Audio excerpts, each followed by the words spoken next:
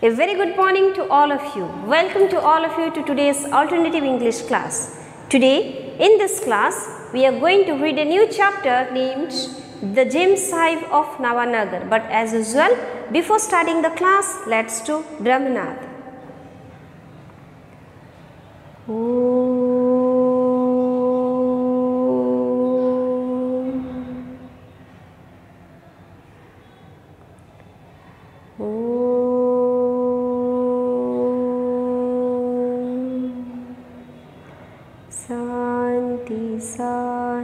Santi. Okay, now open your eyes. So dear students, in the previous class we have read first 3 paragraphs of the chapter The Sahib of Nawanagar. In today's class we are going to read the remaining paragraphs. So now open your book, paragraph number 4, page number 36. Okay, so listen, whenever I am teaching you, just go line by line so that you can understand it in a perfect way. Otherwise, it will be a little bit difficult for you to understand. So, in the previous one, we have read what's the peculiar thing in the playing technique of Sahib and why he was regarded as the king of cricket, even when cricket is not our national game. So, now let's go to paragraph number 4. In the quality of his play, he is unlike anything that has been seen on the cricket field, certainly in our time. So, Sahib was the perfect example of the best cricketer of our time. There is extraordinarily little display in his method, and he was not showing, means he was not displaying, he was not exhibiting his method. He combines an instant calm with an instant swiftness. And he was combining calmness with swiftness. Okay, I will speak you how. The stillness of the panther with the suddenness of its spring. Here spring is not the season, spring means jump here. Okay, and he has combined the stillness of a panther with the suddenness of its jump. He has none of the fine flourishes of our own stylist. And here what is written, he was quite graceful. He was not, it is mentioned, he has none of the fine flourishes of our own styles, but quite a startling economy of action. Startling means surprising. Listen, one thing is mentioned here, he was quite economy in action. You must have heard about the misers who spent little bit money, and here Sahib was a miser in action, means he was doing little bit action. The normal batsman, owing a natural impulse, gets into the motion as the bowler starts his run. Okay, let me tell you the basic difference. Suppose this is the bat, though this is a marker, this is a bat. I am a batsman. Okay, you just imagine that your teacher is a batsman. So, what is the style of an ordinary batsman? They are standing, they are doing the sound, tick tick sound that was coming and moving, and whenever they were hitting the ball, their legs were out of the row and they were just moving like this. Understood? Their body was completely moving, but this was not the technique of Sahib. What was he doing? He was only standing.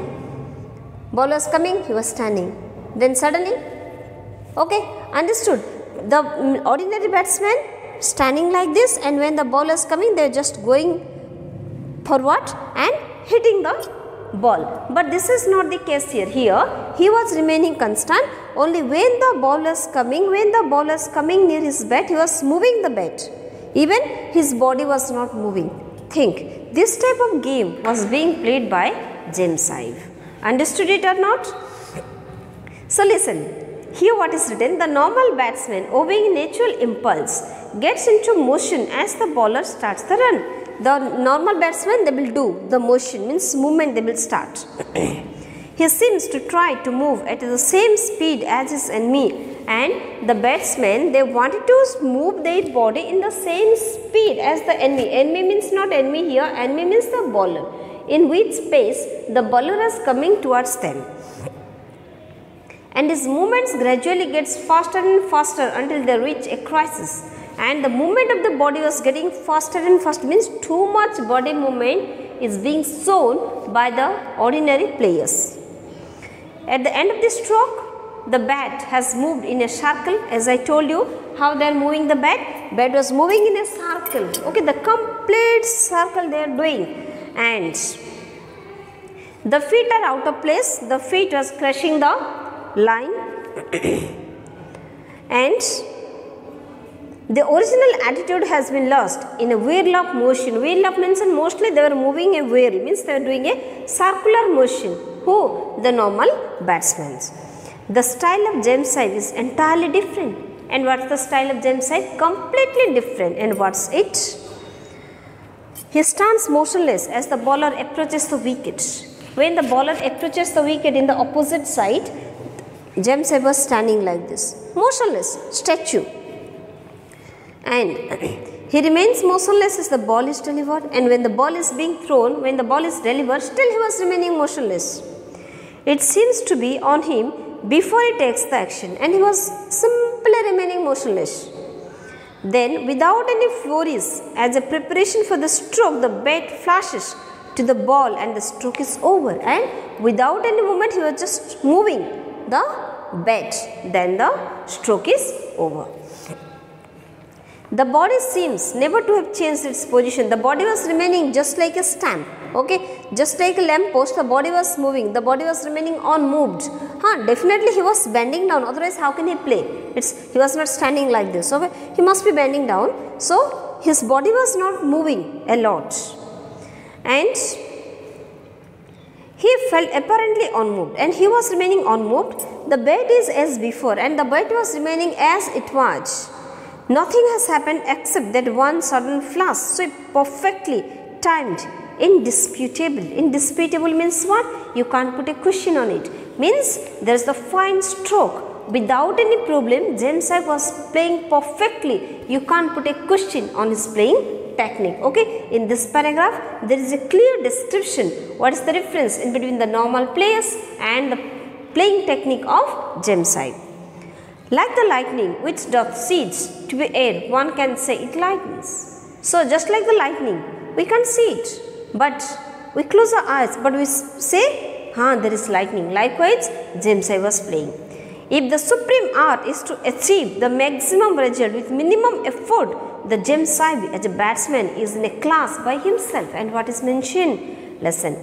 In the supreme art, if the supreme art means if the supreme technique is to achieve the maximum result, if the maximum should be the result, the minimum and the effort should be less, then James Sahib is one division. He is not in the queue, he is not in the group, he is completely different from, he is in a class by himself. We have no one to challenge with our Croatia methods, that curious delicacy and purity of style which seems to have reduced action to its simplest form. The typical batsman performs a series of complicated movements in playing the ball. The James Sahib makes a slight movement of his wrist and the ball races to the rope. And the normal batsmen, they are doing lots of body movement. But what was James Sahib doing? He was just doing the movement of the wrist. His wrist was moving and the ball was reaching the rope. It means normally 4 or 6. Okay. And it's not a trick, no magic, it's simply the perfect economy of means to an end. It was not a trick, it was not a magic, but the perfect economy to get the maximum result with minimum effort. His batting may be compared with the public speaking of Mr. Asquith. Asquith is a spokesman, okay, and the batting style of James Sahib can be compared to Mr. Asquith, who was a spokesman, who is as economical in the use of words as the James Sahib in the use of action. And Mr. Asquith was a person who was quite economic in using his words, and now Mr. Asquith was economic in using the words, and James Sahib was economic in using the action. And achieves, the never uses a word too many, and achieves the same completeness of effect. The James Sahib never uses an action too much. Mr. Asquith never uses a word too many. Means Mr. Asquith was not speaking a lot and James Sahib was not doing too much action. It is a model in the fine art of omission of unessentials, and it was also not essential. You have to do something, there is no need to speak lots of things, there is no need to do lots of things, just do as much as it is needed. Just remove the unessentials, then only people will like you. that concentration on the one thing that needs to be said or done, and he was completely focusing what has to be done and what has to be spoken. Mr. Asquith was he was concentrating, he was focusing on what he has to speak, and James Sahib was focusing what he has to do, what should be his action. Probably no cricketer has even won a special place in the affections of the people. It is the James Sahib's supreme service that through his genius for the English game he has made the English people familiar with the idea of the Indian as a man of the same affections with ourselves and with capacities beyond ours in direction supposed to be particularly our own. In a word, he is the first Indian who has touched the imagination of our people. It is mentioned our people means not we Indians, it is referring to English people, okay, the people of H.G. Gardiner. So here H.G. Gardiner has mentioned that if someone has to speak on our culture, and if someone has the ability to touch our people, this is none other than James Sahib.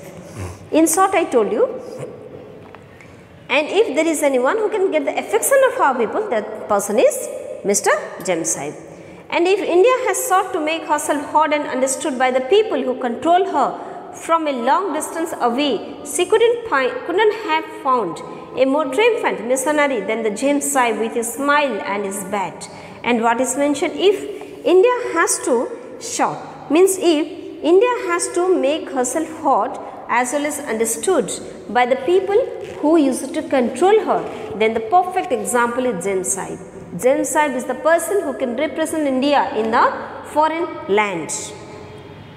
Great Indians come to urge frequently men of high scholarship, rare powers of speech, noble character, the Gokhales, the Banerjees, the Tagores. They come and they go, unseen and unheard by the mass of the people. And here H.G. Gardiner is also speaking one important thing. And what is that?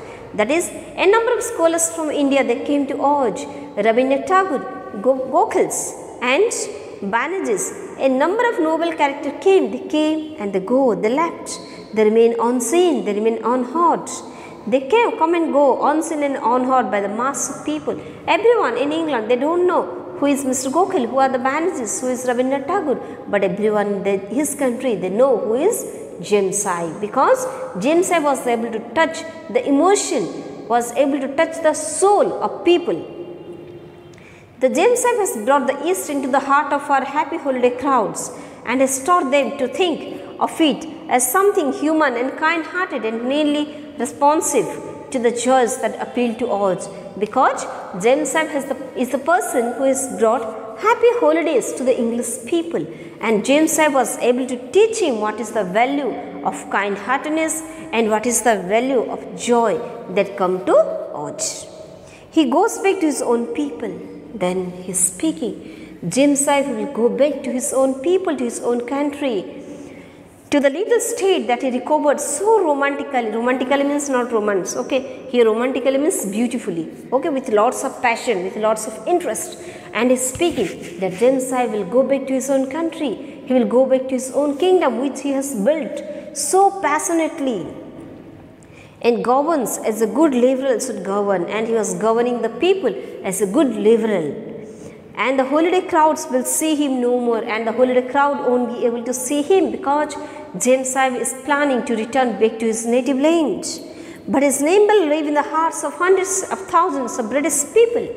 But the name James Sahib will remain in the heart of hundreds and thousands of British people, to whom he has given happy days and happy memories, because James Sahib is the single Indian who has given happy moments, happy memory and happy time, happy holidays to the English people. That's why he will be remembered by each and every English people. Okay, did you understand it?